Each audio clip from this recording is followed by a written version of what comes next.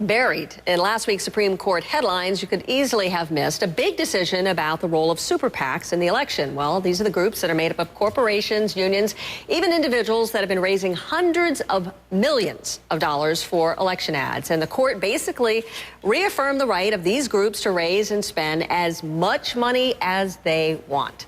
Political comedian Dean Obeidallah, says, hang on for a sec. We got to get these super PACs under control.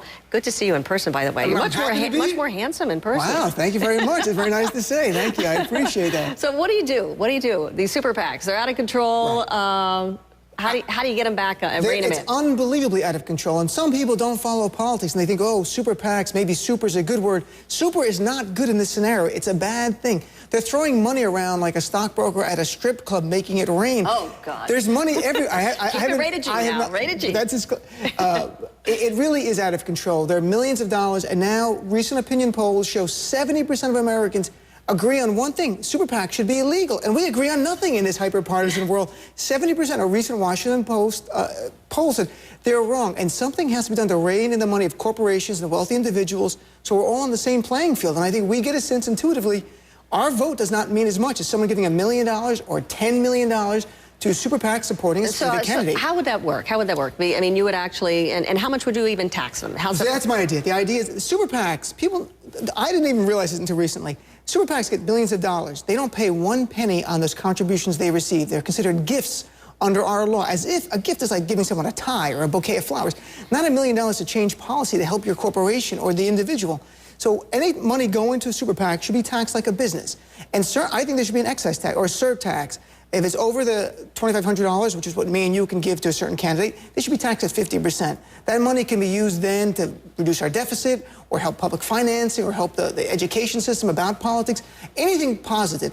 At this point, over $240 million have been raised in the last year alone by these super PACs. How are we going to compete? So you and I can't give as journalists, but let's... I'm not really a journalist myself. Well, I can't give. Exactly. I can do whatever I want. It's crazy, but yeah, you're the comedian. I'm throwing money all the time at people. But would that actually break up, do you think, the super PACs? Do you think would that be a disincentive to actually contribute? That's what I hope. I hope that if we did return it to some sense of reasonable restrictions. Up until Citizens United, the Supreme Court case, 2010, corporations couldn't give a penny to these super PACs, and individuals were limited to $5,000 contributions.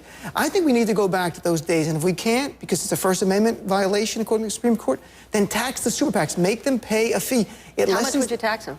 I think the business tax would be fine for a certain amount. Contributions over $2,500, 50%. 50% is my number. 50%, no deductions. We use that money for something good, helping people, not just giving. And well, some would argue that super PACs are helping in the sense that they are contributing to their right to support the candidate they want. But people like John McCain, and a recent poll showed 70% of Americans think it's going to lead to corruption. The next thing we'll be talking about is Citizens Gate or some kind of Watergate scandal. I'm assuring you, as sure as we're sitting here, and I'm in Atlanta, and I'm not much, but you fly me down when there's a scandal so we can talk about it. I'm not kidding. There will be a scandal. When you're giving tens of millions of dollars to a candidate, at some point that money is going to be quid pro quo. It's going to be something for something, and we're going to have scandals like Watergate. And I hope people wake up to this. We'll fly you down for that story. Please, I'd love to come back down. All right, good to see you, Dean. Nice seeing you, Suzanne. A new poll shows what America